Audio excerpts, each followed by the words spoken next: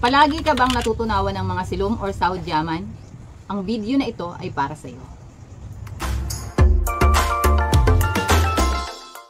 Hello viewers! Ako po si Donna at nagsishare po ako or gumagawa ako ng mga video all about plants. Unang pagkakamali mo sa pag-aalaga mo or sa pagbili mo pa lang ng silum mo ay yung hindi mo chinecheck yung roots niya. Ito yung papakita ko sa inyo, yung roots niya na dapat pwede mo na siyang bilhin pag ganito yung roots niya. O diba, ang ganda ng roots niya. White na white, walang pagtutunaw na nangyayari at super rooted siya. Makikita mo super rooted, marami siyang roots. Tapos healthy yung roots niya. Kulay white. Meron namang mga roots na may mga brown na malalaking roots. Ibig sabihin no, nasa labas siya or nahahanginan siya or aerial roots siya. Kaya siya puting-puti kasi nasa loob siya ng paso, hindi siya nahanginan. Pag nakita mo yung silum mo ay nakalabas ng paso, magba-brown yun kasi meron siyang parang shield para sa mga roots niya para hindi siya masira. Pag nahanginan yung roots, meron siyang mga brown na shield sa kanya or may tawag dito? Parang nakabalot siya ng kulay brown. Ganyan yung roots na healthy. Ito yung magandang bilhin na silum. Ayan. So, pag bibili pa lang kayo, doon tayo mag-umpisa sa bibili pa lang. Pag bibili pa lang kayo, make sure na healthy na yung roots, healthy yung mga dahon, walang pagtutunaw ng nangyayari. Check nyo yung roots palagi kasi naranasan ko yan na hindi ko chinek yung roots, pinaripat ko pa. Ay, nagtunaw lang talaga yung roots.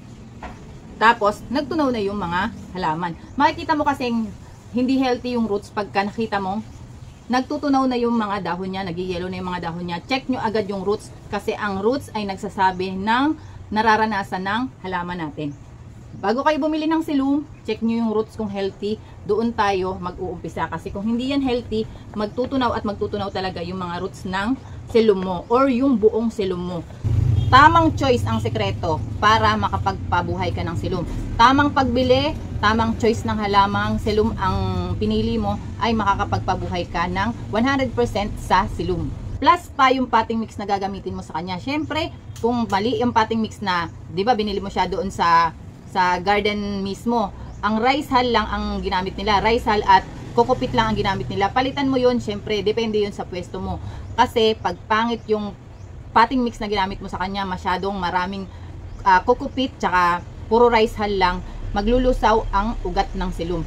Maganda, gamitin mo sa kanya yung mga ginagamit mo din doon sa nagtatribe mong halaman, doon sa pwesto mo. Kasi yung silum, kahit anong potting mix ang gamitin sa kanya, magtatribe siya. Kaya ginagamit yon ng mga garden owner na pinaglalagyan nila doon sa pwesto nila kasi maganda yung pwesto nila para doon sa potting mix na yon. So kung ano yung magandang nagtatribe sa mga halaman mo dito sa pwesto mo, yun din yung ipalit mo sa silum mo. Hindi masamang mag-experiment ng mga potting mix, pero ang masama kasi kung hindi na nga nagtatribe sa'yo, nakikitaan mo na ng pagpapangit ng mga dahon, tapos hindi mo pa pinapalitan ng potting mix, ayun yung kinakamatay ng mga silum natin. Number 2 na mistake mo sa pag-aalaga ng silum ay walang hangin doon sa pwestong pinaglagyan mo sa kanya, be. Dapat sa silum ay mahangin ang pwesto, plus hindi pa tirik na tirik yung araw, lalo na pag bagong bili mo lang yung silum. Huwag mong ilalagay sa walang hangin, kulob, sa tatamaan ng direct sunlight. Wag muna pansamantala. Up to 4 days to 1 week, wag mo siya munang ilalagay sa direct sun. Pwede mo na siyang i-introduce sa direct sun after 4 to 6 days. Kasi malamang sa malamang, sunog agad yung dahon ng halaman mo. Mas maganda i-introduce mo sa sunlight ng dahan-dahan after 1 week. Sure na yun na hindi na sila masusunugan. Pero wag muna yung tutok ng alas 12 init or hanggang alas 3 na init kasi mahapdi pa talaga yung sa balat. Ang silum ay mabilis siya masunog kahit na ganyan yung dahon niyan, mabilis siya masunog. Ang ganda nitong silum na to kahit na maliliit. Ang cute niya, tapos lalo na yung mga mas na-appreciate ko na yung Brazilian silum kaysa dun sa lokal na silum dito sa atin kasi medyo naglelegi yun ng bonggang-bongga, mas malaking space yung nakakain kaysa sa ganitong Brazilian silum. 'Di ba? Ang cute niya, Pwede siyang ilagay sa loob ng bahay, pwede rin sa labas ng bahay, pwedeng direct sun, pero dahan-dahan lang. Magandang pwesto ang sekreto sa silum. Huwag nyong lalagay agad-agad pag bagong bili pa lang. Introduce nyo ng unti-unti, 3 hours, 4 hours, sunod-sunod, every day, para sa hindi siya masunog. Kung ilalagay nyo siya sa direct sun, kasi maganda tong ilagay sa labas ng bahay, sa direct sun, mas lumalaki siya.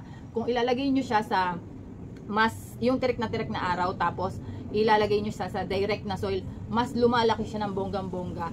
Kung makakakita kayo sa mga mall, yung silum talaga ay nilalagay nila sa lapag, mas gumagapang sila ng husto. Ang lalaki ng mga dahon niya, lalaki ng mga petiole niya, ng stem niya, pati ng mga aerial roots niya, bonggang-bongga, kasi doon sila nagwa-wild. Mas nagwa-wild ang silum pagka nilalagay nyo siya sa direct na soil. Pero pag sa atin, yung mga ganito lang, mga pang-display lang sa loob, sa labas ng bahay, or yung sa pintuan, pang-display lang, syempre mas maganda sa paso, kasi para mabubuhat-buhat mo siya, kahit saan mo pwedeng ilagay, di ba?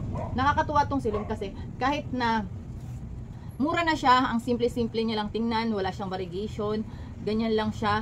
Pero ang ganda ng tayo niya, ang ganda niya i-display, ang ganda niya ipang-regalo, plus pa doon sa mga naniniwala sa feng shui, ito ay isa sa pinaka swerteng halaman sa business. Pagka ang friendly mo na pagbibigyan ng silum ay business minded at gusto nilang ilagay sa harapan ng milk teahan nila, bongga itong silum na to sa pagbibigyan mo.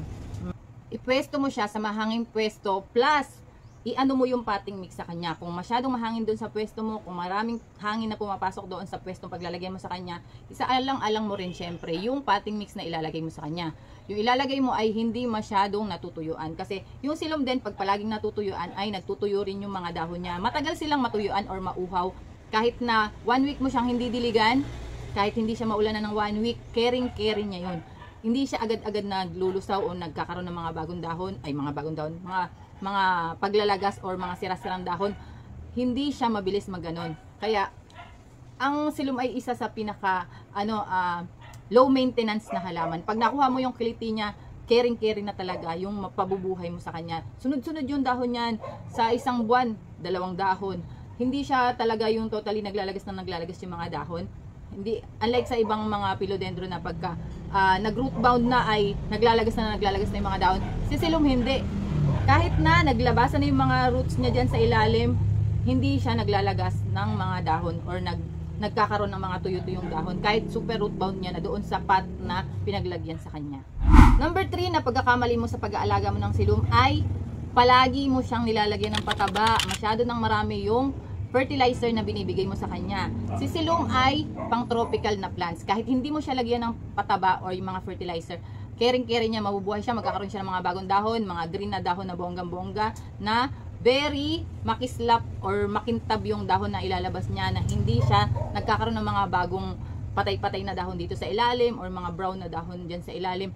Kahit hindi mo siya lagyan ng pataba, huwag mo siyang lagyan ng fertilizer, kasi doon pa mas nakakamatay, nakakatunaw yung mga pataba ng roots. Pagka palagi mo siyang nilalagyan ng fertilizer, natutunaw niya yung roots ng silum. Huwag nating siyang lagyan ng fertilizer. Pwede mo siyang lagyan ng mga natural fertilizer na mga yung vermicast. Kahit maparami ka ng vermicast, carry lang sa kanya, kasi hindi siya na-over-fertilize. Mas nakakamatay pa sa silum yung ma-over-fertilize siya kaysa sa makulangan siya ng fertilizer, or totally hindi mo talaga siya lalagyan ng fertilizer. Kasi danas ko sa mga halaman ko, kahit hindi lagyan ng fertilizer, dati bumibili pa ako ng fertilizer kasi para mas ma-boost yung paglaki ng plants. Pero ngayon hindi na ako bumibili ng fertilizer. Yung mga nabili ko lang dati ay inuunti-unti ko lang sa kanila ngayon. Pero madalas, hindi talaga ako naglalagay ng fertilizer. Pagka natripan ko lang or nagustuhan ko lang maglagay ng fertilizer, tsaka lang ako naglalagay ng fertilizer. Huwag palaging maglagay ng fertilizer sa silum, kasi hindi nila gusto yung palaging may fertilizer doon sa potting mix niya. Mas nakakatunaw pa yun ng roots. Wait lang. Bago ko ituloy yung tips ko sa inyo, pakiclick muna yung like kung nakagustuhan nyo yung aking video or nakatulong ako sa mga bagong nag-aalagan or gustong mapalago yung mga halaman. At pakiclick na rin po yung subscribe button kung hindi pa kayo nakasubscribe, pati na rin po yung notification bell para maging updated kayo sa mga susunod kong. Number 4 na kamalian mo sa pag-aalaga dito sa mga silum ay yung binabaliwala mo yung mga indication na nagkakaroon siya ng root rot or pangit na yung pinaglalagyan mo sa kanya. Pag nakita mo nagpapangit na yung mga dahon niya, palitan mo na yung potting mix or check mo na agad yung roots niya. Kasi madalas, pagka nakitaan mo ng mga naglalabas na dahon, nagtutunaw na ng mga dahon, or yung parang umiiyak na lagi yung mga dahon ng silum mo, tapos pinabayaan mo lang siya, ay mauubos na yun hanggang sa mamatay na yung silum mo. Hindi mo na siya masusurvive. Pagka ang nodes na dito sa ilalim, ayan, yung nodes na yan, ay naubos na yung parang gabi-gabi niya sa ilalim na pinaglalagyan ng mga roots or pinag-usbungan ng mga roots, ay natunaw na, hindi mo na siya masisave. Hindi mo na siya mapapalaki, hindi mo na siya, or tuluyan na siyang mamamatay. Kasi yun yung pinaka buhay niya, yung parang bulb niya dyan sa loob na pinagdugtong-dugtong o pinag-usbungan ng mga roots. Pag nakita mong pumapangit na yung silum mo, na nabili mo siyang maganda, tapos pumapangit na, nagbabrown na yung mga dahon, nagkakaroon ng mga tubig-tubig yung dahon, ibig sabihin nun, may nararanasan siya sa roots niya na hindi maganda. Pangit yung pwesto niya, ilipat mo yung pwesto niya. Yung roots niya, tingnan mo kung nagtutunaw na, isprehan mo ng alcohol yung mga root rot niya, tapos tsaka mo iripat ng bagong potting mix. Ayun yung sikreto para hindi ka matunawan ng silum. Kasi pagka pangit yung potting mix, tapos nakikitaan mo siya pagtutunaw, ibig sabihin nun, kailangan mo nang magpalit ng potting mix na hindi masyado siyang nasasakal yung roots niya, or hindi nabababad sa tubig yung roots niya. Yung silum naman kasi pag nasanay sa pagbababad sa tubig, or yung palaging nadidiligan, pag nasanay siya doon, hindi siya natutunaw. Meron akong silum na pag nilalagay ko dito sa malapit sa tubigan ko na i-sprayhan lagi, araw-araw ha, every minute pala, every hour, every minute, parang katayo na. Lagi siyang na, pagka may pumupunta dun sa nag-spray ng tubig, na i-sprayhan siya, hindi siya natutunaw. Bakit?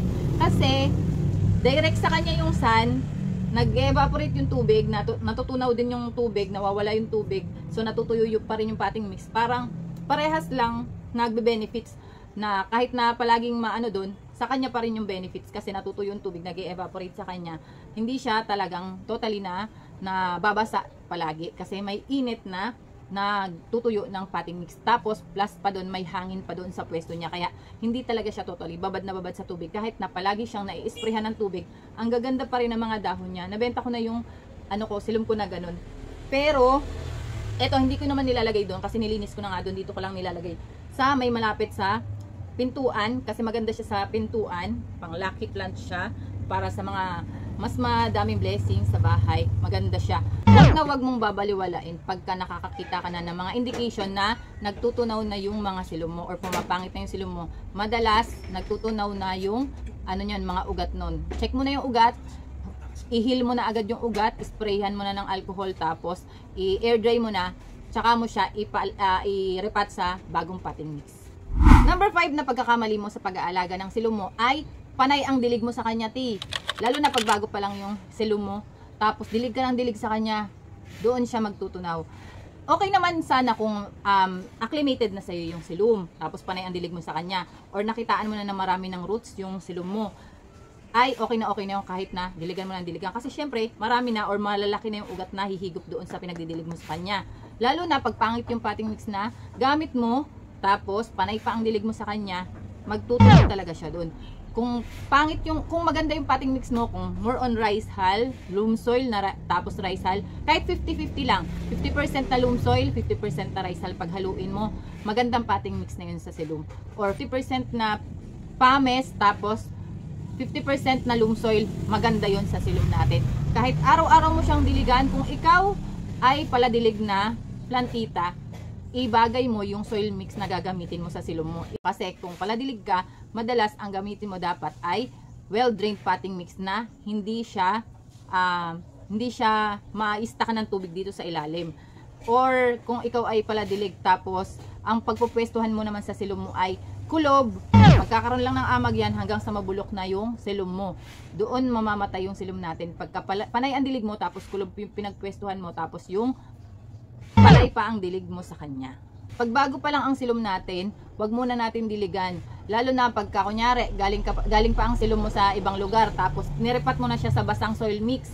Wag muna natin silang diligan. Pagka galing sa Shopee ang silum natin, wag muna natin silang diligan. Lalo na pagka basa yung potting mix na ginamit mo sa kanya. Pero kung tuyo naman tuyong-tuyo yung potting mix na ginamit mo sa kanya, as in tuyong-tuyo talaga, ay pwede mo siyang diligan kaunti. Wag totally tubig talaga ng bonggang-bongga, kasi madalas pag bago pa lang yung silom natin tapos hindi pa acclimated doon sa pwesto natin, nagtutunaw pa yun. Danas ko yun sa mga silom ko dito. Pagkagaling sa Mindanao tapos diniligan ko sila kaagad, naulanan sila kaagad, nagtutunaw yung mga silom, yung mga dahon ng silom, lalo nagtutunawan yan pagka nadiligan agad tapos bagong repat siya. Kasi napagod siya sa biyahe, medyo mainit pa doon sa pinaglagyan nila.